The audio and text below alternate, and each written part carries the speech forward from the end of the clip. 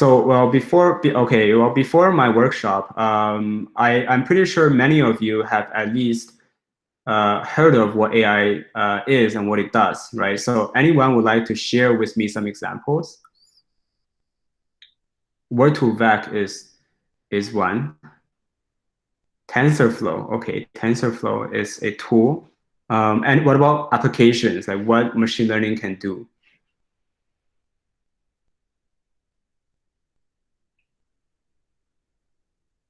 Deep Blue, okay. Store your spam mail, right? Chatbot, yes. Driving cars, great. Okay, those are all very good examples, right? So I also have an example to show, and I'm gonna share my screen.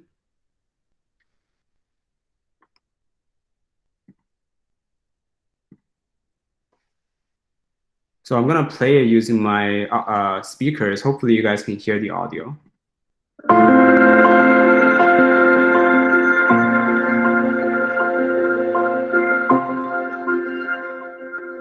Gaussian is like a pen by numbers.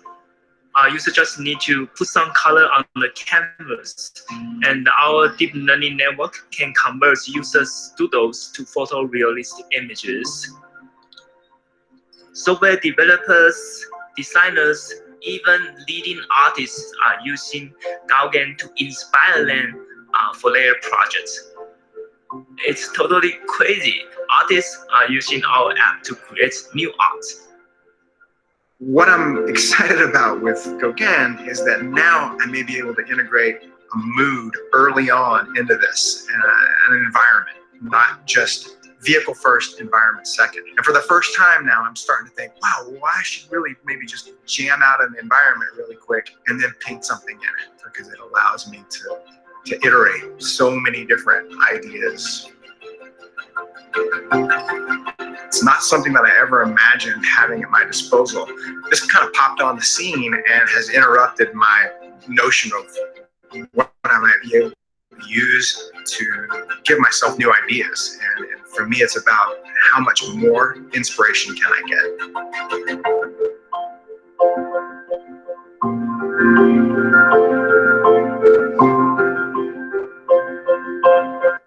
Right. I think that's enough here. So any thoughts on this? So to me, yeah, so this application, right, really essentially allows anyone to generate extremely realistic photographs really fast. Okay, it's pretty glitchy if you try it out, I see. Okay, well, I guess what is really cool is that it is already being used in a lot of applications that you saw. You simply specify what elements you want to see in which part of the artwork. So if you want rock here or you want river there, and the machine is able to figure out the interaction between these elements. And we'll get to how it works eventually if we have enough time for it. Okay, so a little bit, okay, hold on. Okay, a little bit about myself. I really started to expose myself to machine learning just last summer. So I'm still a beginner. And I was very fortunate to meet some very brilliant people who gave me a lot of guidance and support, whether it's classmates in my university program, a community of machine learning enthusiasts at this student organization, UT MIST, and eventually my mentors at Huawei. So I think this Learnathon is also a platform that allows you to surround yourself with great people and learn from each other. So I think that's great. I'm currently working on using machine learning to help autonomous vehicles better detect objects using LiDAR sensors. So this is basically what the LiDAR sensors captures minus the colorful objects here. And my job is to basically determine, to highlight these objects and determine what they are. So in my downtime, I love driving cars, going on hikes, eating Southeast Asian food, and listen to Korean music. I would love to connect with you all on LinkedIn, on Facebook, and we can have a chat. So there's a lot to get to today. I'll first give a very high-level overview of artificial intelligence. And then I'll quickly dive into a specific subset of AI called deep learning, go through some components of a simple deep learning model, and hand you guys a fun challenge for you to take home and work on. So finally, I will touch on some of the emerging new areas in deep learning. So if you have questions throughout the workshop, please type it in the chat, and I will check once in a while. Actually, I think I will leave some time for Q&A between sections. Yeah, so during then, I will check the chat. So feel free to ask questions then. So again, there's a lot to cover in the 90 minutes, and it's impossible to cover everything, right? Let's go through what this workshop is and isn't. So we will try to cover certain aspects of AI that I find interesting. There's a lot more to learn out there. I will also try to explain the concepts in simpler terms without any complicated math, right? So if you want to understand every intricate detail of how stuff work, and I encourage you to do so, you should explore resources on Coursera and YouTube videos posted online by universities such as Stanford and Berkeley to learn more. Also, you should be able to learn how to build a machine learning model and run experiments using this framework called PyTorch on Colab notebook. But it really is a proof of concept of how machine learning works.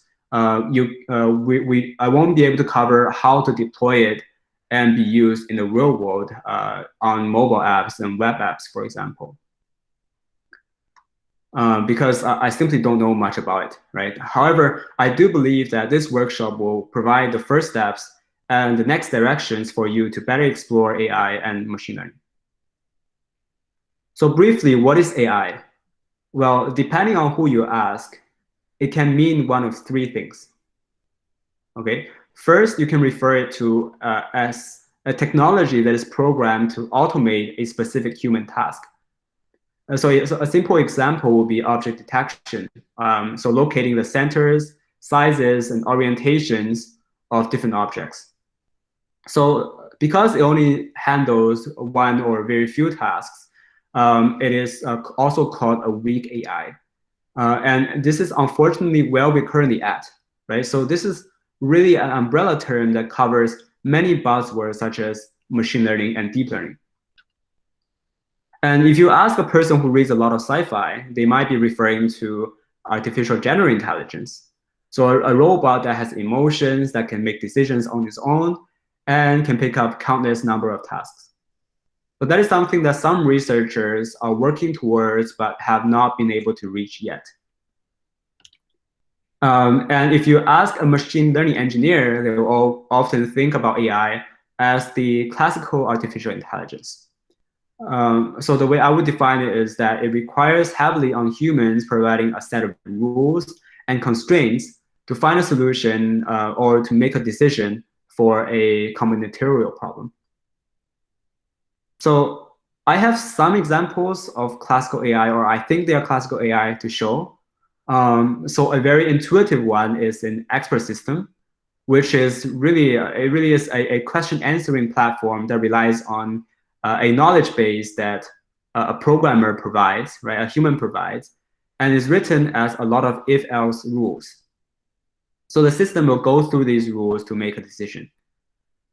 And then there's template matching and sliding window, a traditional approach to object detection, in which you have many prepared images like these. They are basically images of object samples, and you slide them across different areas of a large image to try to see if that object exists in the image.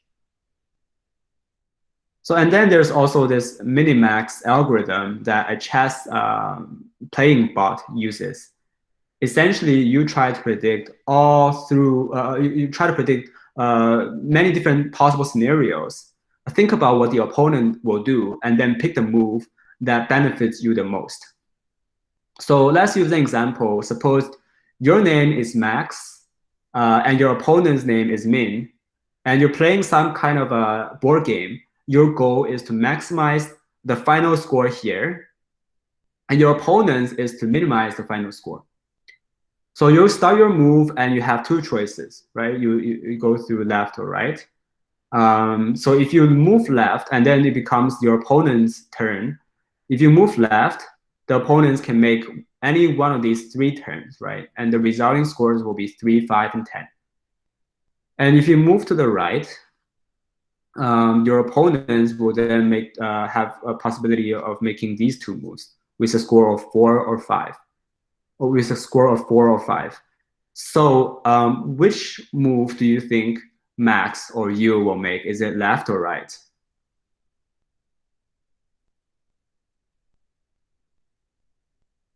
I'm not sure if you guys have any rights.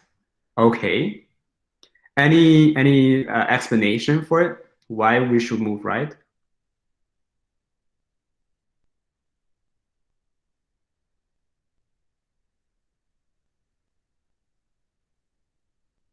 Less choices.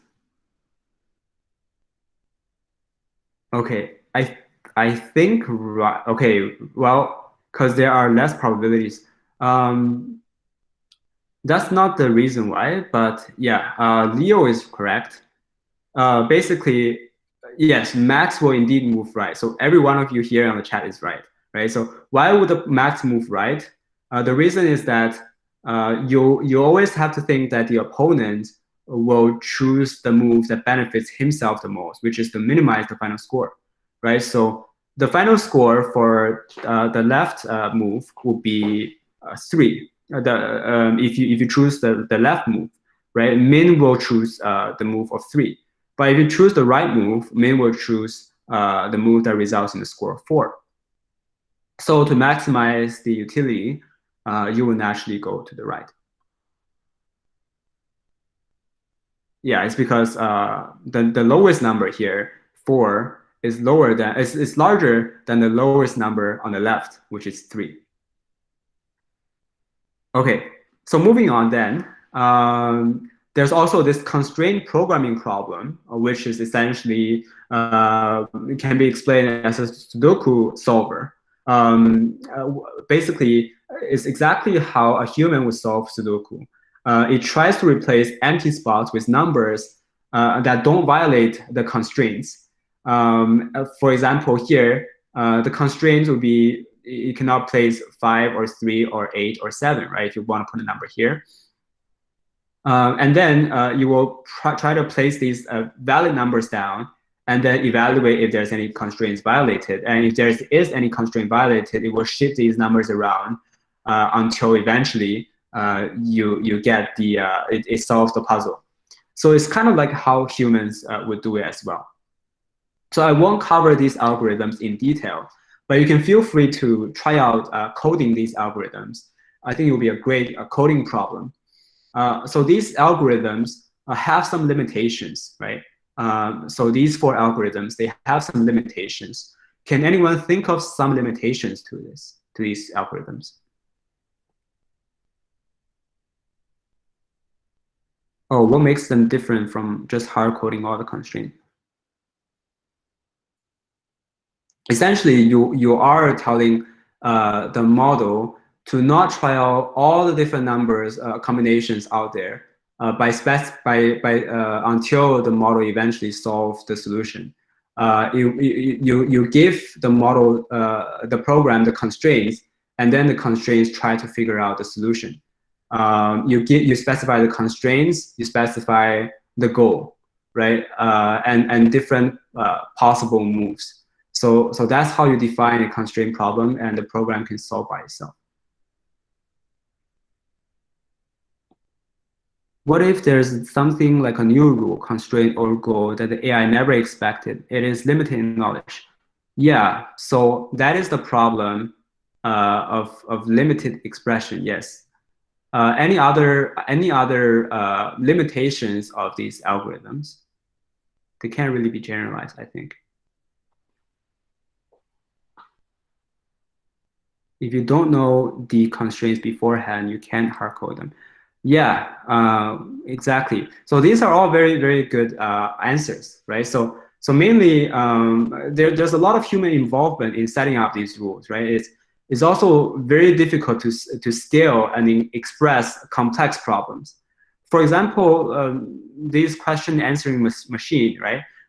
If you currently all the I guess the more intelligent like Siri chatbots, they won't be able to use these because there will be too many rules that humans need to write, right?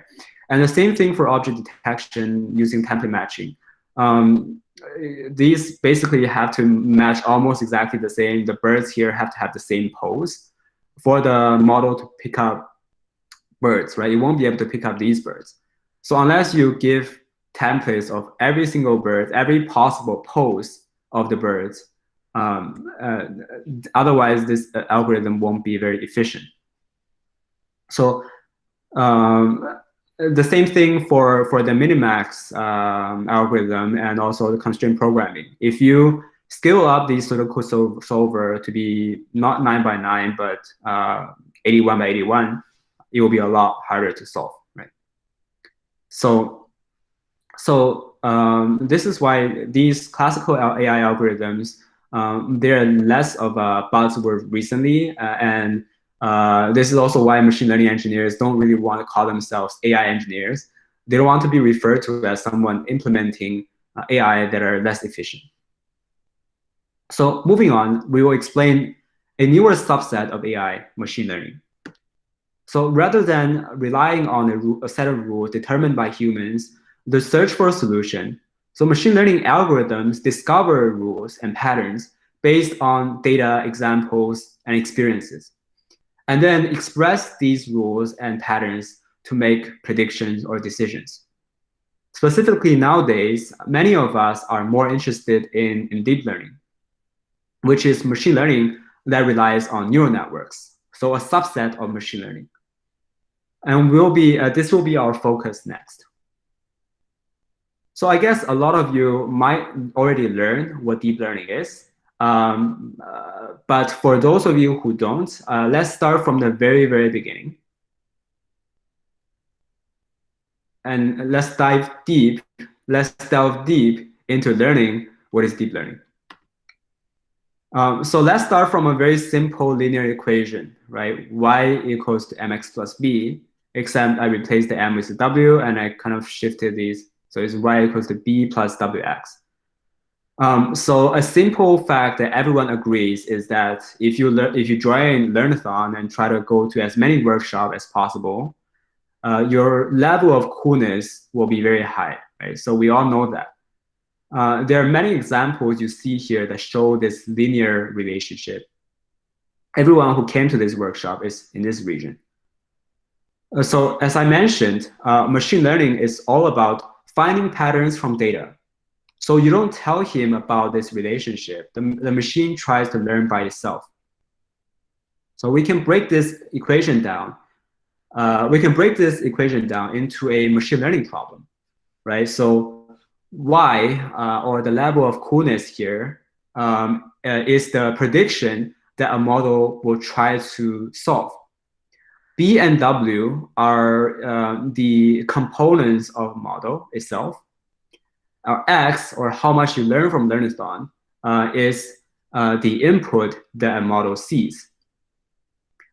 So at first, it did a really bad job in its prediction, represented by this red line here, right? So it knows that it did very poorly because everywhere you see, except for this middle region, the line is actually quite far away from where the data is, right? Or the truth is. So this error can be represented by a mathematical equation called loss, right? Which is a measure of the distance between the truth and the model's guess, which is the red line here. So the loss initially will be very high. It will be right here. But it will provide information on which components of the model, W or B, kind of went wrong, right? And how to adjust it so that we can work towards achieving a lower loss. So this how do you achieve a lower loss? You use a process called gradient descent. And basically, it is a calculus partial derivative operation. So basically, using that operation, you can find you can visualize, the model can visualize kind of what this loss look like, or what this gradient map look like. So then you can point the model to where it should go next, right? So when you shift it from here to here, what this does is that you will be changing the model's components B and W. So this entire process is called gradient update. So after one gradient update, right, the model will be able to make a new prediction, and it makes a prediction like this. So obviously, it's not exactly what the relationship you want it to be, right? So it is doing better though. So let's try to go through it again, right? So let's go through another training process. So this model sees every single point here, all the inputs here, the X values here, and then it will compute the loss again, right? So it will compute the loss from the point to Y. And then it will go through another gradient update. And voila, right? The model learned to match the data very well.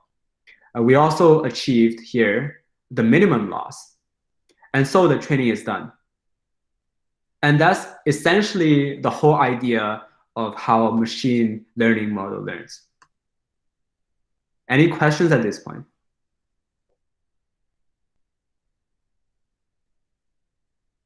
Okay, is this why we use weights to minimize loss?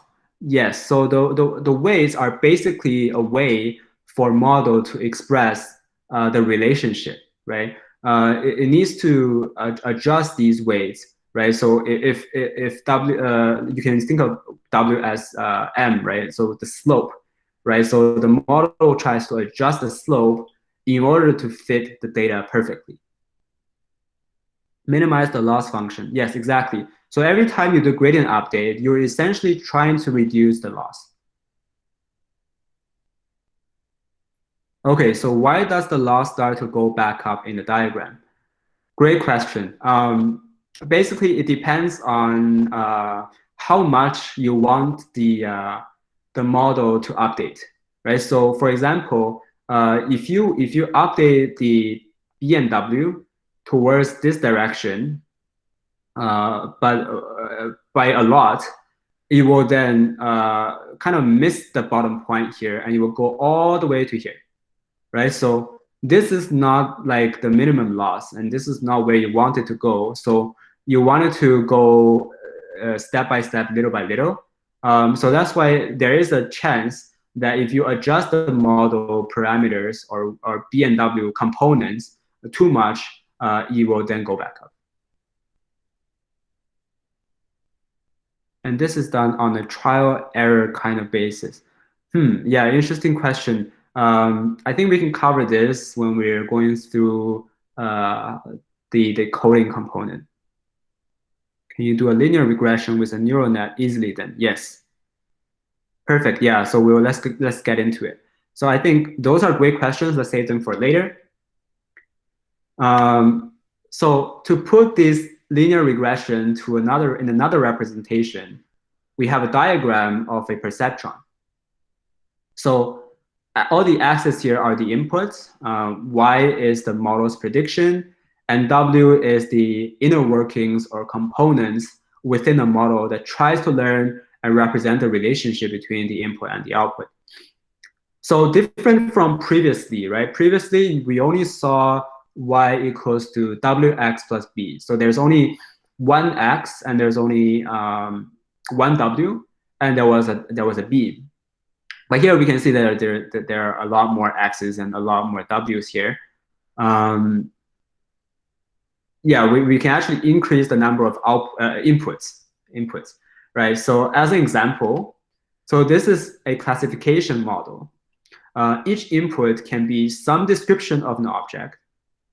And the object can basically, these are some description, for example, eyesight, sniffing ability, height, weight of the object that is passed on to the model. The model will seize these data, and then it will need to make a prediction of what the object is, if it's a cat or a dog, right? So for every input, we need an accompanying component of the model to receive the input. And that's why there are many W's here. And linear regression allows all these like many different inputs and W components. And this you can learn more about it when you learn about matrices and matrix multiplication. This operation is definitely doable, right? So so different from what we showed earlier, right? You can increase the number of inputs, you can increase the number of components. And every deep learning model is built onto this idea, right? The idea that you have a model with a lot of components, W1, W2, W3, etc. You multiply these components with the available input. You then add them together, and then you get some sort of output, which is your prediction. And we can scale this even farther. If we combine multiple perceptrons together, we will have a neural network. Any questions here?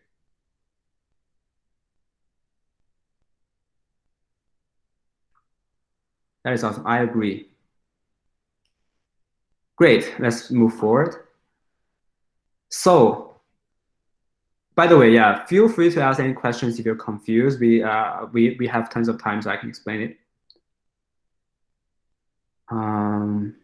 I guess not. Don't be shy. Okay, so this is a neural network, and every machine learning model is some version of this neural network, some modifications, some additions, right? And there's some elements that we talked about before. So mainly this whole thing inside this green scribble here, so with arrows that point from all these inputs into this particular output, is a perceptron that you saw before. And you can see there could be many perceptrons here. So this is one, this is one, and this is one. You kind of need to ignore like the other lines that are going to the other outputs at the same time. And if you ignore the boxes in the middle, the outputs going from these previous perceptrons also become the input of this final perceptron here. So neural network really is just layers of perceptrons linking to one another, and you can think about them as neurons. So the boxes here act as volume controls, right, for the individual neurons. I will use the word neurons, by the way, and perceptrons interchangeably now, because it fits in the theme of neural network here more.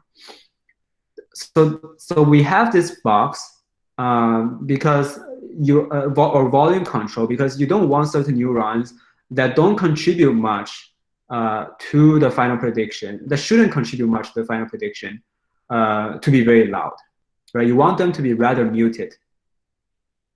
And this is why we call this box the activation function. You want some neurons to be activated more than others, right? You have 3 neurons here.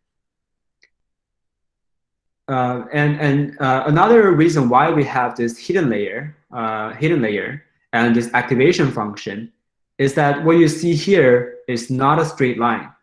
Okay, this is not y equals mx plus b anymore. It's some kind of I don't know what this is. I think it's called a sigmoid function, but it's not important right now. But basically, these nonlinear representations or nonlinear activation functions have some benefits to it. Do you guys have, maybe you guys can try guessing why?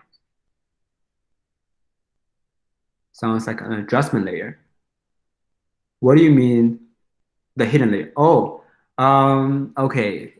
Yeah, so just to answer Michelle's question, So here, if you look at the first, so inside the hidden layer, right, the first circle, it is x1 multiplied by w1 and x plus x2 multiplied by w2, etc. Yeah, and then the next circle will have their own w components again. So it's not w1, it's some other w1, right? It's not the shared w1. Guessing the more layers, the more precise. Sounds like an adjustment layer. Linden Zheng, so what do you mean the hidden layer? Hidden layer is basically the output of the perceptrons in the first input layer, from the first input layer. So that's called the hidden layer. Because it is not used to directly make predictions, right? It is used as an intermediate storage, right? To be able to pass it on to the next perceptron. The more layers, the more precise. Yeah. So adjustment layer. I think adjustment layer is a good way to put it, right? These boxes, which is nonlinear, what it does is that it allows us to model relationship that is not linear, right? Most of the relationship between variables in the world are actually nonlinear, and they are very, very complex, right? Having this non-linearity in our model allows us to capture these complex relationships between features, between the inputs and the output. Any question? Understood, thanks. Okay. More layers, more precise. We'll get to it. Actually, I won't get to it in this workshop, but you guys will figure it out in the challenge, hopefully. Sometimes having too many layers is not good. Sometimes having too few layers is not good. It's all about how you adjust the model to better fit the problem or the relationship between input and output, right? And you will experiment with this in the challenge. Okay, so now let's take a 5 minutes break.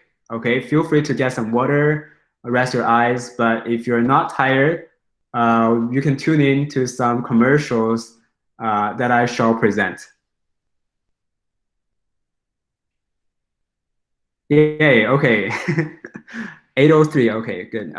So I do want to present the student organization that I'm part of. It's called the University of Toronto Machine Intelligence Student Team. So last year I served as a co-president, and this year I'm going to serve as a VP Technical Writing. So let's check out so there's one thing that I do want you guys to keep in mind is that we have an upcoming event on July 10th, 11 to 1 p.m., which is next Saturday, right? So it will be an info session on kind of the things that we do. And also we will invite some machine learning experts to do a little career panel. So that some people that we invited are PhD students from Cornell, from Berkeley. I also invited my colleague, who is working at Huawei, previously worked at NVIDIA as machine learning researcher. And there's also a full-time machine learning engineer. So a lot of different machine learning experts that will be there to answer your questions regarding resources, kind of like the job opportunities. Yeah, so if you're interested in machine learning, I suggest that you can check out this career panel. So the link for those events, for this event, I'll be sharing it in the chat. And also, you can learn more about the initiatives as well. So let's see what is in the links. So there will be, we have a newsletter that we send out every 2 weeks. So you can subscribe to them. We do a lot of events and we also work on projects. So if you're not a U of T student, University of Toronto student, you cannot join us on our organizing team, but you can still participate in our events. But we have events, we welcome everyone at all levels in our events. We have a Discord server, And we have a YouTube channels. Maybe we can take a quick look at the YouTube channel. Right, so inside the YouTube channel, we make many videos about our events, about tutorials. All of these are made in the last school year. So we have beginners level machine intelligence tutorials here. If you want to learn, you can check out these videos. I think they did a much better job than I did. So yeah, there goes my commercial, guys. I'm gonna send these links inside the chat.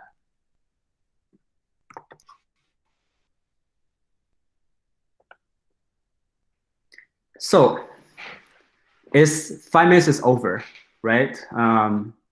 Let's go back to our workshop. Is everyone back? Someone has just left. That's okay.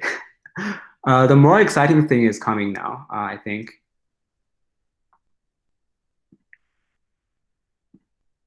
Yeah, so the third part of my workshop, we are building some neural network models. So we'll be using what is called a Colab notebook. A Colab notebook is basically a way for us to quickly prototype machine learning models and test it on some data with some specific tasks that you define. It is free for everyone to use as long as you have a Google Drive and you have enough storage in the Google Drive. It won't take a lot of space as well. And the tools that we use other than Colab, right? We're also using PyTorch and NumPy. However, I don't think I will cover how they work very well. I will just go through, I will just walk through the code with you guys, right? So the first thing you open the Colab notebook is that you need to actually save a copy in Drive. Otherwise, you won't be able to save any work that you work on. So let's save a copy in Drive. Right, by the way, this link will be shared with you after the workshop. I believe Leo is working on it. And you just click on the link, you open it, and there goes your, this is your Colab notebook. So make a copy of it, right? And then in order to run through these codes, you press Shift Enter or Shift Return. So we're gonna import some Python libraries. If you went to the Python workshop, we use some libraries to make our life easier, right? And this code right here, all it does is that it will load some data in, right? So the data that we're loading is called the MNIST data. So it is a bunch of handwritten digits from 0 all the way to 9. And there are many thousands of them. And it is used for image classification task in machine learning. It is it's a very famous data set that everyone uses. So this allows us to, we need to spend a little bit of time here loading the data sets. So we can hang out in the chat box a little bit, probably in exchange for your data. Flex money. Why would Google offer free computing resources for that? Yeah, okay, good question. Yeah, so yeah, I think so this is actually, Google Colab is free for everyone to use. I think Google is very generous to do this. Basically, you get free online resources to run your experiments. How do I get in your thingy? What thingy? How do you get it? Okay, and Google Colab allows you to basically run experiments for free using their compute over the cloud, right? So their compute actually costs, their compute power sometimes uses GPU. It costs a lot of money. Every GPU card costs as much as $6,000, $7,000. And it allows you to access those GPU cards for free. Okay, break is over. Okay, I think the data is loaded. Wait, it's this one. Oh, it's not done yet, but okay, now it's done, right? So this code here basically lets you visualize a bunch of data that we're gonna train, right? So let's run them. So I won't explain all of this in details. It's not as important. You can figure it out in your own time by adjusting it, playing with it. But when you're submitting the code, the challenge result, you cannot adjust this. Just saying, right? So basically what it does here is that it will randomly sample a bunch of pictures from the data set, and you will print them out. So you can see 5, 0, 4, 1, 9, 2. Some of them are quite hard to predict, in my opinion, right? Like this one, it might look like a 6, but it's actually a 5. So you can view the image in more details here. Again, I'm not going to explain the code here because it's not very important. But basically, every image is 28 by 28. And you have the black means, so it only has one channel. So one channel means that it doesn't have the traditional images where it has like red, green, and blue, and it tries to like, and the linear combination of them provides a colored image, right? This one only has one channel, so it produces black and white image. If the pixel is 1, then it's basically white. If the pixel value is 0, then it's black. Right, so block A, okay, block A is what you will change for your challenge, right? You need to define the network architecture. So this is how you define it. You specify a class, right? It is a neural network module. Let's call it net, right? And you need to specify in the init function here, you need to specify what components are in it, right? So let's go back to the slides. Right, so the image is 28 by 28, right? So this is called an unstructured data. But this neural network doesn't take data like this, 28 by 28. It only takes in structured data, so you need to give it a specific input, right? So what you do is that you kind of take this point here from the top left, and then you put it here. You take this, you put it here, and you take the third one, you put it here, and then all the way you take the bottom one, you put it here, right? So you kind of flatten this into a one-dimensional array and size 784, and then this is your input layer, right? So you can see at first, the first linear, okay, this is called a linear fully connected layer. Okay, it is just, okay, let's just say it's a linear component, right? So this linear component here, it takes in input that is 784 in size. And then the output, oh, okay, is 64. So you want 64 individual neurons in a second layer, right? So actually I did something wrong here. It should be 64. Okay, so then the next layer, so this is the first layer, right? The next layer, you have 64 inputs and the output is 10, okay? I think we covered before, okay, this graph is no longer accurate because here there's only input of 1, right? But we need 10 outputs. Do you know why we need 10 outputs?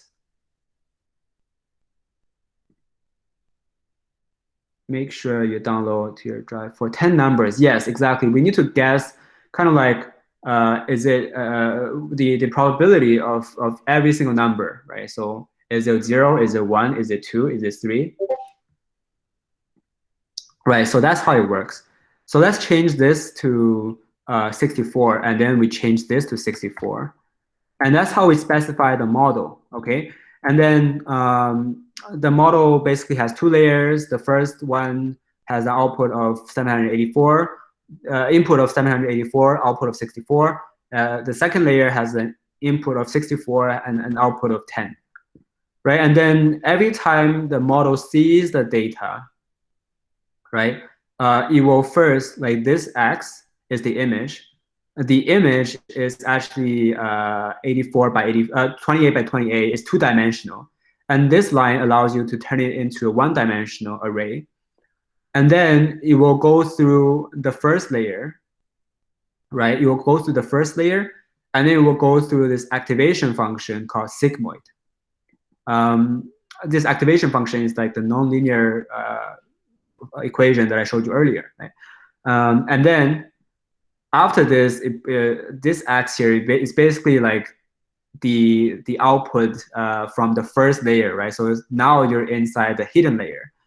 And then it goes through the second fully connected layer, or FC2, which basically turns it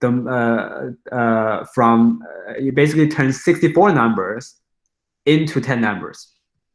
Okay, it multiply basically it has 10 outputs at the end, and then it will return these 10 outputs.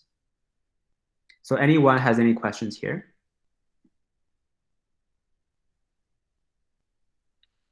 Okay, great. So that's all you need to specify the architecture, the network architecture, right? So, and then, but it's not done yet, right? There's also loss function and optimizer, right? So the block B and block A are some of the stuff that you need to adjust, right? To complete the challenge. So block B, you need to specify the loss function. Okay, what is loss function and what is optimizer? Basically, loss function is a way for you to calculate loss, right? This is what I said earlier is called a mean square error. So the distance between the actual output and your prediction, and then you square that for every single point, right? So, and then you sum it together. So that's called a mean square error, and this is called a cross entropy loss. There are many more loss functions. You can play around with it, change it to see what the result is, or you can do some research to see which one is better. There's also different optimizers that you can use. Optimizers is a way to kind of adjust the settings of inside the training process. So here, LR is called a learning rate. A learning rate is how much you want the model components to be adjusted every single time. You can read more about it later as well. Number of epochs here is how many times you want the models to see the data. So here, I only did five times. So the model will see the data 5 times, and basically it will update 5 times. It will update its components 5 times. Super mean square error. What is the super function? Okay, that's not important. Yeah, but Michelle clarified it. That's great. So you need so you don't even need to have a very solid Python background to be able to get started with machine learning, which I don't. It basically is as much about your passion, your interest, reading more papers and understanding more concepts. So then this is how we specify the loss function and optimizers. Let's press Shift Enter to continue. So training the network. Okay, I'm not going to go through this in details because, to be honest, you don't need to change the code here. But basically, all it does here is that every single time there's this train loader, which basically provides you a bunch of data and a bunch of so the data is basically the 784 one-dimensional. So it's a one-dimensional array with a size of 784, and target is the actual number, right? What the digit is. It's like the answer, right? So every single time in every epoch, it will first clear out the gradient. The gradient is used to change the model's components, right? The model will see this data, right? The input of the model is data, and then the output will be the 10 numbers, right? And then it will calculate the loss using this function here, criterion function. So the loss, when you want to calculate loss, you have to specify what the answer is, right? And then this loss.backward basically compute like what kind of updates you want to give for the model, right? So this basically will change the model's weights, the model's components. And then this also changes the optimizer, which basically updates some parameters. Not important as well. Read more into it if you're interested. And then this is a way to basically record the loss, right? You want to be able to see that the loss is decreasing every time. So let's try to train it.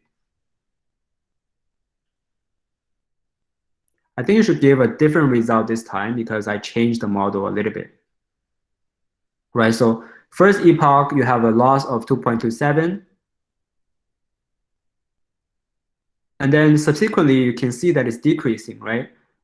It doesn't always happen, but in this case, it is decreasing after every epoch, which is good.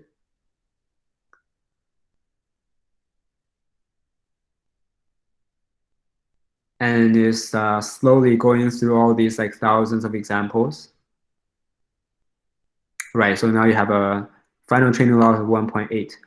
Okay, now I didn't really tell you guys this, but there's also this entire idea of training data and test data, right? So when you train a model, you try to provide the model with as much data as possible, but it will not be possible that when you use this model, when you deploy this model for real world application, the model will be able to see, will have seen those data that you're giving it in the real world application, right? So in real world application, the model will actually see some data that it has never seen before, right? So you want to make sure that the model also performs very well, even for data that it hasn't seen before, right? So it's very important for us to have this, to reserve some of the MNIST data set as test data set. And this test data is for us to actually calculate what the accuracy is, like how accurate the model is, right? So when we're evaluating the model, we need to use the test data. So you see, test the trained network. Now the network is trained, and let's see how high performance or low performance it is. Yeah, so testing on unseen data is a good way to check that our model generalizes well. It may also be useful to be granular in this analysis, blah, blah, blah. Okay, that's not important. Okay, so then what this does here is that you see similar things happen, right? You provide model the data, it tries to compute the loss, it will also update the loss, but this time it's called test loss, right? And here what this does is that the output, there are 10 different numbers, right? So the 10 numbers actually represent the probabilities of every single class, right? So whether it's, so how likely it is to be 0, how likely it is the image is 1, how likely it is the image is, etc., right? And then you will try to basically find what the largest number of those 10 numbers is, and that represents and that represents that the model is most confident that this number is exactly a 5, right? This picture here is exactly a 5, for example. So then you will compare the number, right, with the true label. Well, the true label is basically the answer. And this is how you calculate the accuracy, right? If it matches, then the accuracy is 100%. If it doesn't matches, and then the accuracy is, if it doesn't always match, then the accuracy is not always 100%, right? So let's try to see how the model performs.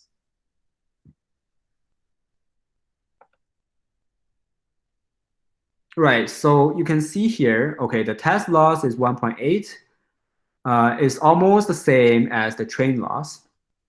What does it say? I'm not too sure. You have to Google it, right? It's part of the challenge.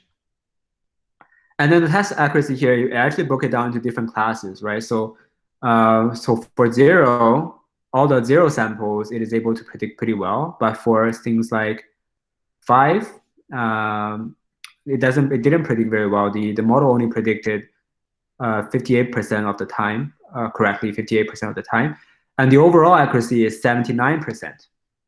Okay.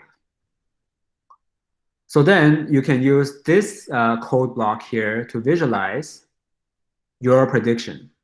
Okay, how well the model does, right? So image classification tasks can be very tricky, and you can see that the model sometimes make mistakes, right? So 7, so the label here is 7, and predicted is 7. But here, for example, the label here is 5, but it predicted 3. The label here is 5, it predicted a 6. The label here is 4, and it predicted a 9. Yeah, these are kind of like very tricky ones, right? Like, except for this one. This one is simple, but these two, it's very easy for the model to get confused. So you see that the model is learning just like humans, right? It's not getting it perfectly every single time, right? So there goes the challenge. The first part of the challenge is for me to walk through the code. Any questions at this point? Oh, so you guys are helping each other out. That's great. Tests for evaluating the training model. Yes, exactly.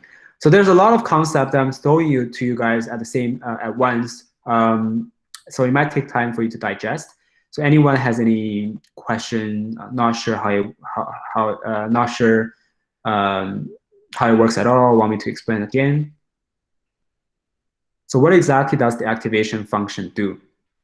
Right. So as I said before, it kind of acts as a volume control for the neurons. So it turns some neurons on and it turns some neurons off. It also will kind of restrict the outputs of neurons to not go overboard, depending on what activation function you use. Right. So this like turning on, turning off neurons will help the model to learn faster. Right. You will basically figure out which neurons are important when at what scenarios. Yeah, so your brain as well, right? Like your brain, depending on what task you're doing, it will activate different parts of the brain. It is the same thing here, right? The activation function is doing just that. And also it allows us to produce nonlinear, a model that can map to nonlinear relationships. So more complex relationship. Any other question? Okay, great. So no question there.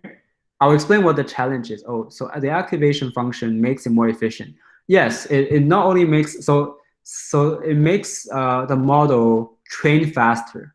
It actually made it train faster because it is able to make it it is able to teach it's like a guiding layer, exactly, like a guiding layer. Basically, it will tell the model which neurons to turn on, which neurons to turn off.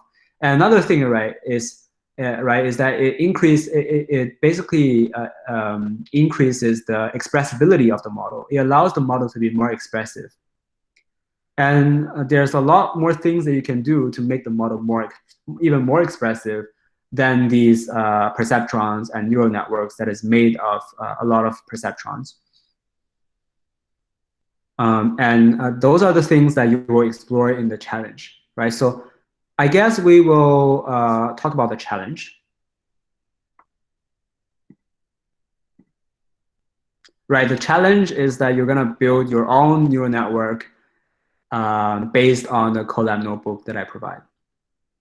Right, so let's go to here. So at the end of the notebook here, you can see some hints. Okay, so you can, so these are like the, oh yeah, so by the way, when you're done, right, you need to, like when you make changes to the code, you can command Control S or Command S to save. And then every time you make changes to the model, you should go back all the way to block A, right? And then run the code again. This is the reason why is that you want like the model to kind of pick up new definitions that you specify, right? So you want to start from here again, and then you press Shift Enter all the way to see the output, right? So it's working right now. We just need to wait, right? And then when you're done, when you think so the goal, right, is to get the highest accuracy as possible. If there is a tie, then whoever submitted fast earlier, I guess, can be the winner. So then your goal. So after you're happy with the model, and that you work on, you can do file, download IPYNB to save it, and save the file for submission. Do not change anything other than the codes in block A and block B. This is because, yeah, there are more things that you can change. You can manipulate the data, right? But this workshop is not a data-related workshop. I think there is a data-related workshop coming up. So try not to change it to make it fair. So consider changing the following settings, okay? Batch size. Oh, wait. Okay, no. Let's take out the batch size. Don't change the batch size. I guess I'll change it here. 1 second. Yeah, because batch size is kind of like the data as well, part of the data as well. So you can change the number of epochs, how many times you want the model to see the data. You can change the learning rate. You can change the loss function. You can try a new optimizer. You can change the activation function. So how we change the activation function, right, is the inside block A, inside the for function. You can change the number of hidden layers inside the init function. Okay, so how do we change the number of hidden layers? Is for you to figure out. You can change the number of hidden units inside the hidden layer in the init function of the model definition. So you see here, basically here I have 1 hidden layer, right? And the hidden unit is 64. But you can have more hidden units if you want, right? You can experiment with it. And you can also consider reading this, bias versus variance trade-off, overfitting versus underfitting. Okay, I won't go through them right now, but if you understand these, it gives you a more comprehensive overview of machine learning. You can also read about data pre-processing and data augmentation. So these are basically ways that you can kind of improve the quality of the data, which will result in better training results. Okay, but I won't go through them here, and don't change it to keep the challenge fair. And if you are more adventurous, you can consider learning about the other stuff here and consider adding these into the code. The mode, not the mode, but the code. Right, so some of the stuff here, dropouts. Okay, sounds like somebody who doesn't like studying. And then regularization, learning rate scheduler, batch normalization, CNN feature extraction. So this will be, you're gonna learn about this in the future workshop called computer vision workshop, right? You're gonna learn about this. And maybe they will teach you transfer learning as well. So whatever you learn from that workshop can also be applied to this challenge. Okay, and this is something that you can experiment as well. It could lead to a better result. It might not, right? So if in doubt, you can always message me or Google first, and then Google and then message me if you're still confused. So yeah, so that is part of the challenge. Any question related to the challenge?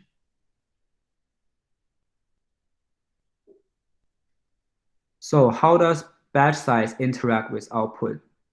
Can you have too many epochs? Okay, are there, okay, use model. Okay, wait, hold on. That's a lot of questions. Okay, are there other use models too? Great question. So that actually leads to a more advanced topic called transfer learning. What we need to make the AI recognize. Okay, so transfer learning basically is you use a model that is already pre-trained on some other stuff. It might not be this stuff, but it's trained on other things, so that it is already, so it's not a newborn baby, it's like a 3 years old. And then you kind of ask this 3 years old to learn this new task of classifying the hand-drawn digits. Yeah, so you can use models, but you need to change the use models a little bit. And that is all part of the transfer learning idea. Yeah. So how does batch size interact with output? Batch size basically is how many examples you want the model to see at once, right? It will influence how you do gradient descent. It will influence how you do gradient update. You can learn more about this on your own time, but I think we don't need to change the batch size here. It's already pretty good. You can adjust it to see the effects of it, but when you submit the code, change it back. Can you have too many epochs? Yes, you can have too many epochs.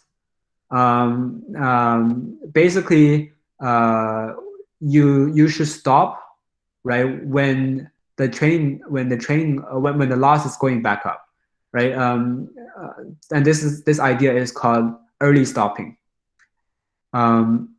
Yeah. However, you should be doing that not for the training loss, but for another type of loss called validation loss, which basically means that every single time, in every epoch, you try to run through the model. You try to give the model some data that it has never seen before as well. And this validation data is for you to compute the validation loss. And this validation loss tells you when you should stop training. However, this is also a more advanced topic. You can read more about it later. I think I will add early stopping here. So, you guys are learning a lot from this workshop. If you guys pay more attention to the components that I mentioned inside the end in the hints section. I don't quite understand what we need to make the AI recognize. Yeah, so honestly, like the thing about neural networks is that sometimes you just don't know how the model learned, right? At first, the model doesn't know anything. And through these gradient updates, through these log computations, the components inside the model learn to map input to output perfectly, ideally perfectly. So how does it work exactly? Just like how much we understand neuroscience, right? We don't understand it fully. We can try to guess how it works, but we just have to take it as granted that it works. We need to teach AI to recognize the object. Hey, as long as it works, yes, exactly. And there's a lot of new advancements in AI, right? Some of them are based on intuition, and some of them are just based on like trying things out and making and then recognizing that it improves the training result. Great, yeah. Yeah, and the basic idea is linear regression. The activation function, it is also a serendipitous like discovery, right? Like, I guess people were able to try it and then it works, and people just take it as granted and start using it. So I guess that's the all the questions we have. Yeah, so let's go back to the workshop. There's a final section that I just want you guys to sit back and enjoy. Give me 1 second. Right, so why is this slide not working? Okay. So I prepared another presentation to show you some other directions of deep learning that you can explore more at your own time. So let's get to it.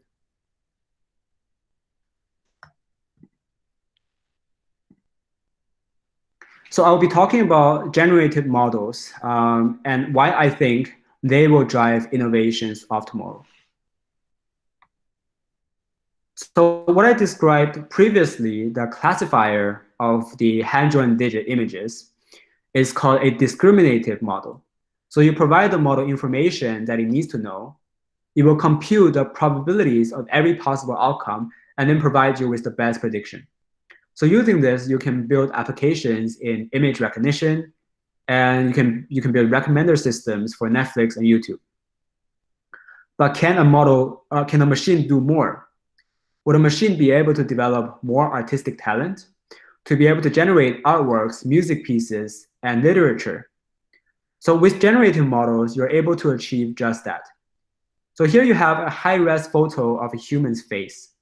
However, the label here says that it's actually generated, imagined by a GAN. Okay, it's actually created by a model called StyleGAN2. And if you check out the website, this person does not exist.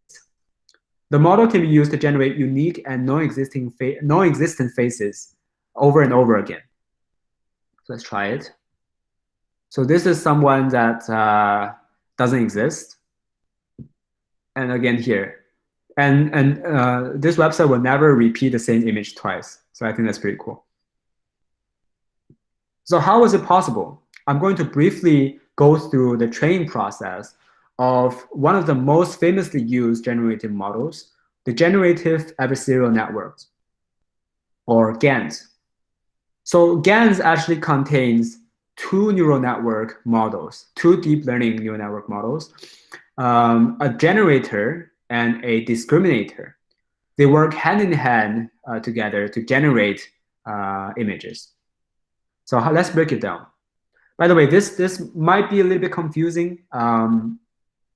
So try your best to understand it, and then we can discuss it more in the Q&A session. So we can think of this generator network as an artist whose job is to forge pieces of artworks. So producing fake images, fake paintings. So the d-dimensional noise vector here can be thought of as instructions to the artist. So it allows you to demand the artist which painting you want them to forge. So to simplify, let's just say we always wanted to produce Mona Lisa. So just like the linear regression model that I showed you earlier, in the beginning, the model has no idea what Mona Lisa looks like or what the relationship is, right? What the relationship is, right? So the relationship basically is this like noise vector and the actual Mona Lisa picture, right? So the generator has no idea what Mona Lisa looks like, and they don't get to see it, right? They don't get to know the relationship beforehand. The generator network is essentially a mathematical model filled with random numbers. And when it takes in the input instruction, it produces at first an image that doesn't look like anything. So that's where the discriminator model comes in. Discriminator can be thought of as a detective. It's given the opportunity to see both the fake image and the real image. And its job is to decide which image is real and which is fake. So what we built earlier on, right, like the hand-drawn digits classifier is an example of a discriminator. But there are two different classes here instead of 10. Right, so so then basically both the detective and the artist are initially very bad at their job, right? Like initially, when the models are first initiated, they don't know anything. But each time they get it wrong, the detective gets feedback to improve itself, and the artist tries to draw again. The two are essentially, they're competing against each other, right? The artist will try to fool the discriminator, the discriminator or the detective, and the detective tries to prevent it from happening. It wants to do its job, right? So by some random chance, the artist drew something like this. Still ugly, but it was able to fool the detective into thinking that the image is real. And that's how the artist evolved. It will then continue to improve ugly paintings like these. And well, after a while, the detective quickly realized their mistake and got better as well. And so the competition goes on, right? It's an interesting story. And after a million attempts, the artist drew something like this. So getting there, right? Pretty close. And after another million attempts, it hits the jackpot. It was able to visualize exactly what you want them to paint without ever seeing it. The artist is able to not only fool the detective, but also an actual human being. So this is when the model training is done. We take out the discriminator network and we use the generator to generate artworks. Now, if you want the same model to generate different objects, you just need to vary your input during the training process. And then the real image, when this change, you change the real image to be puppy in this case, right? So sometimes puppy, sometimes artworks. And you can actually learn both. And if you want, instead of providing some instructions, you can also choose to show the artist some pictures and ask the artist to draw based on the pictures. So we call this image-to-image translation. So this is a project that I got to work on. And its goal is to convert pen sketches into realistic images, right? The generator has no idea what these are and what the real images are. And the results you see here are, I think, are pretty cool. It's able to find the right colors and is able to apply it to the original sketch. So specifically, this is how the artists improved during training. You can see that over time, they're able to guess what the appropriate colors and shapes should be for this race car to look realistic. So yeah, that's the brief overview of GANs. I hope you find it interesting. And there are many more variants that people have made to the original concept to make it more powerful. You can combine two GANs together. You can add additional models into a GAN. However, I won't discuss them today. Feel free to reach out to me if you're interested in learning more. So I'll pause here for a second. The imitation game, you can, okay, wait, hold on. Super cool and creepy at the same time. Yeah, I agree. Valid points. Deepfake. Yeah, okay. Let's not talk about deepfake here. Because yeah, personally, yeah, let's stay away from these controversial topics. Yeah, so basically, if you thought the analogy was cool, right? The applications that I'm about to show are even better. Firstly, the Gauguin example that I showed you earlier, right? It really is an image-to-image translation. The painting that you provide, you specify where you want, where in the image you want it to be rock, water, sky, and then it will translate that image into a realistic image. But there's more examples, right? So last October, Adobe Photoshop released a big update containing GAN-based AI filters. So it can change the weather of the photo. Inside here, you see. It can change black and white images into colored images. And it can even increase the resolution of any photo that you take. And this is all achieved through image-to-image translation. I think it's pretty incredible. So there's also Gauguin, which I talked about. And we're not just limited to images. We can also convert music from one style to another by converting sounds into some image representation, right? So this is the sound, this is the image representation. And then you run it through a specific GAN network. So this music neural style transfer allows musicians to experiment with different sounds and composers to compose for different instruments. So this particular framework was created by the founder at UTMIST, Sheldon Huang, when he was an undergrad at the University of Toronto. So have a listen to some of the music samples that this model achieved.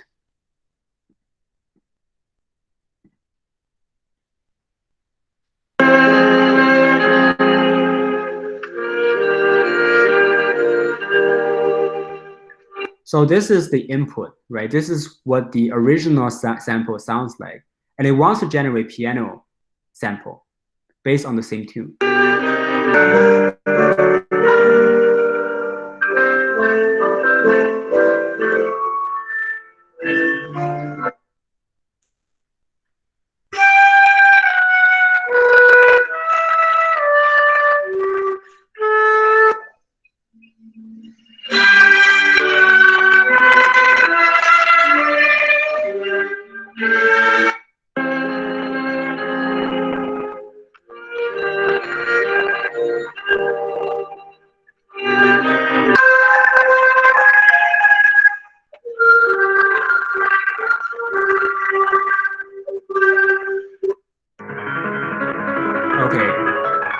I think that's enough samples.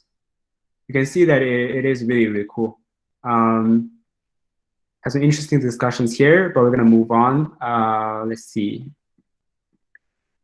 Yeah, so there are also more applications. List of application goes on, right? I haven't mentioned this, but basically, if you provide a model more and more high quality data, right? The model will be able to perform better because it has seen more examples, is able to generalize better. And GANs can be used to basically synthesize fake images for training purposes. So it is able to simulate tumor growth here and synthesize medical images for researchers to develop better tumor detection models. But I think that GANs are actually used to save lives.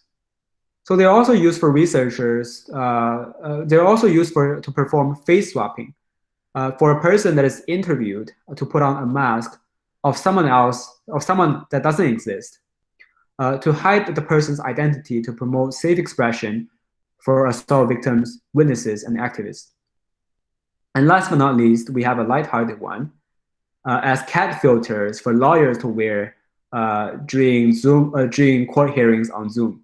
So this is a video that went viral recently. And why don't we play this just for fun? It serves as a good brain break.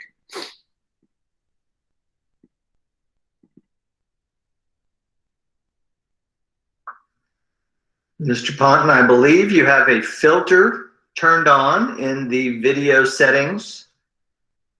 You might want to take can you hear me, Judge? I can hear you. I think it's a filter. It is, and I don't know how to remove it. I've got my assistant here. She's trying to, but I'm prepared to go forward with it. I'm here live. I'm not a cat. I can see that. I think if you click the up arrow next to this. I hope you found it interesting. Yeah, so I did a little bit of research, and the cat filter was actually not developed using GANs.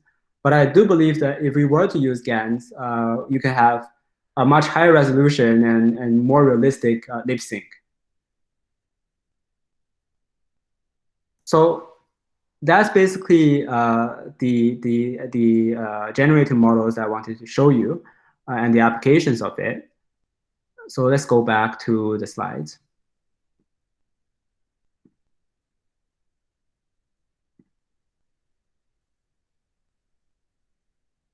Before that, maybe let's check the chat. Recording this stream is illegal. Yeah. I also realized when I was watching it. Yeah, but somebody put it on YouTube, and I think the media company also did it. The news agency also did it. I'm not a cat, what a line. Yes, exactly. I found it quite funny. Well, you can develop cool applications or fun applications like this as well. There's a lot of different applications that you can use using GANs. It's pretty reasonable to assume that most frameworks for front-end are feasible. Oh, okay, good idea. Maybe you can try it. Okay, so I think it actually came to the end of my workshop, right? So let's just do a little bit of wrapping up.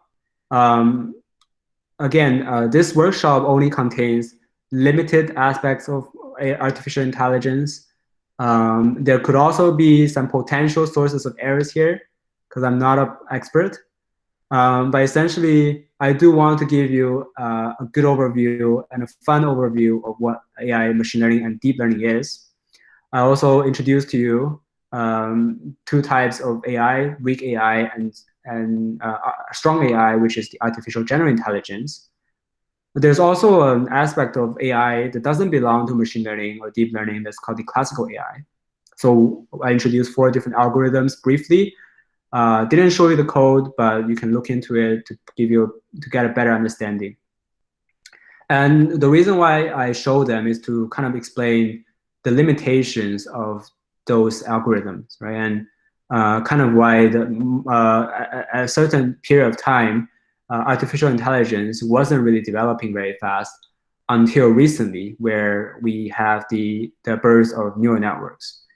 And the whole idea of neural networks started from linear regression, and a model can perform linear regression by seeing the input, calculating the loss, and computing and performing gradient update, and then updating the model's components to be able to go through the data again, and this time hopefully with better result. A perceptron is basically just another representation of linear regression, but we visualize it, we think of it as a neuron than a mathematical model, right? A neural network is basically layers of perceptrons stacked together with some kind of added functionalities or components to it, such as activation function. There could be more. And all those newer machine learning models are based on this idea of neural network. So I also briefly introduced to you PyTorch and Codelab Notebook. When you're trying out those experiments, the challenges, right, you will run into bugs, and you will need to read up on PyTorch documentation, and you'll probably need to you'll probably ask for help. But this is how you learn. Yeah, so I also included in the hints other components of neural network that I didn't talk about because there's simply not enough time to. And there are probably better online resources out there for you to explore. I think the list I provide is a pretty good list for you to at least understand artificial neural network. And then I also introduced something for fun, which is generative models, which is something that I'm very, very interested in.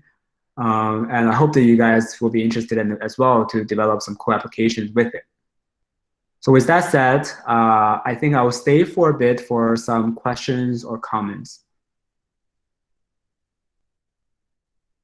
Yeah, at this point, I'm gonna turn, okay. I think at this point, if you want, you can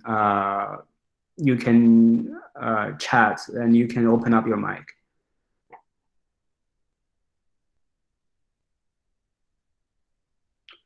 So how does word2vec work?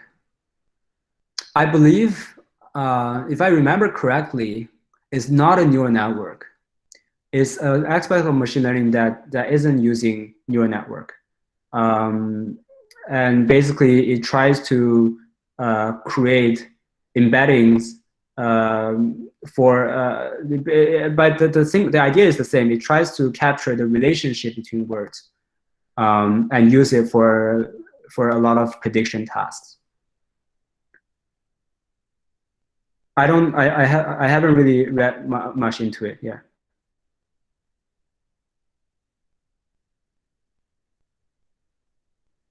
Oh yeah, you're welcome. I hope that it helps. I try to make it fun. I hope that you can learn a lot today. Oh yeah, CAPTCHA, yeah. Okay, CAPTCHA is an interesting thing. I'll answer this question first. So CAPTCHA is actually a way for, oh, you're welcome. So CAPTCHA is actually a way to collect data, right? So CAPTCHA, you see that there's like different 9 blocks, right? And then inside those blocks, there could be different images. And it wants to use you as a person to provide the labels for the data, right? So so every time you put in the answers, it will memorize these, and then you will stack them into a data set, right? Containing input, which is the images, and the labels, which is the number of classes. Yeah, so CAPTCHA is actually a way to increase the number of data that the company can have. How did I get into AI? I think it's just because of my major. So engineering science allows you to choose a path in machine intelligence if you want to. And at that time, that seems like the path that I wanted to take. I didn't learn much before last summer, so I got into it last summer. And I think so far, I haven't made the wrong choice. It is a very fun field of research because there's a lot of things that you can improve on AI. Like the entire AI landscape is changing really, really fast every few years. So resources to learn. For me, the deep learning specialization and all those specializations offered by deep learning AI was pretty helpful for me. It was an easy way to understand some of the high level concepts of different machine learning models. So I recommend them. And then I heard that Stanford YouTube videos and Berkeley YouTube videos are also really, really good.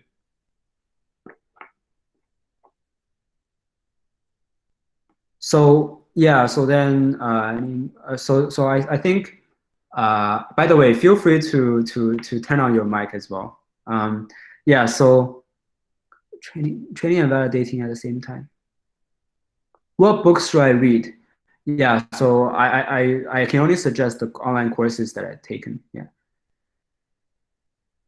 Okay, training and validation at the same time. Yeah, it's training and validating at the same time. Yes. So you need to use the validation laws, right? Validation. So you have three data sets. You have a training data set, you have a validation data set, and you have test data set. So training data set is what the model used to improve its model components every single time. Validation data set is for you to see if the model will generalize to other data that it hasn't seen before. Basically, if the training loss is very low, but the validation loss is very high, then the model, like basically it fits to the data, to the training data very, very well, but it won't work for other data, right? So that's a warning sign. And you need to use that to be able to tell how the model performs. But because I didn't really cover it and the code didn't really include validation set, you can try to code it yourself and see how it improves. Or you can just kind of ignore that concept until the next programming challenge for machine learning.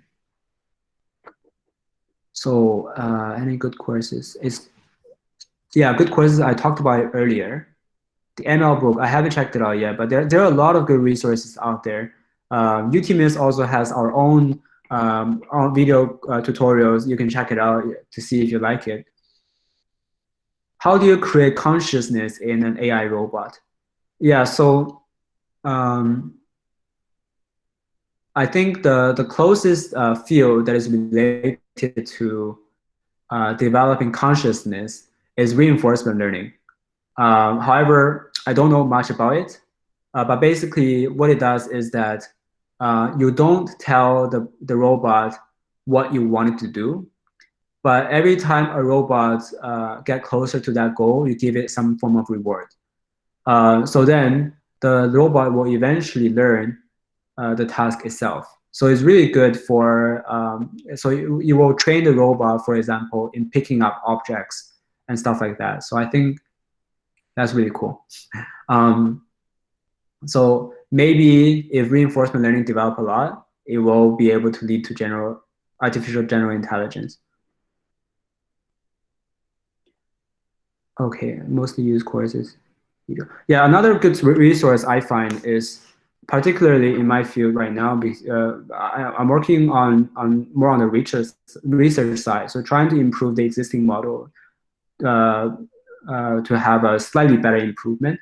So what we do is that we will read a lot of papers that are published in the recent years, and basically those papers, the conference papers, for example, machine learning conference papers, will give you a very good idea. They're explained very well, most of them, and you can read them to be able to pick up kind of like what is happening in the machine learning field currently very quickly.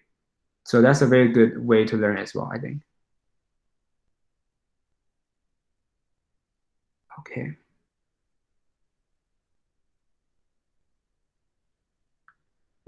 Yeah, there's a lot of interesting questions, very theoretical. Yeah, about consciousness. I guess that's the okay. It's already past 9. Yeah, so feel free to message me on LinkedIn, on Discord if you want to chat more. Hope this served as a way for you to learn more about AI this time.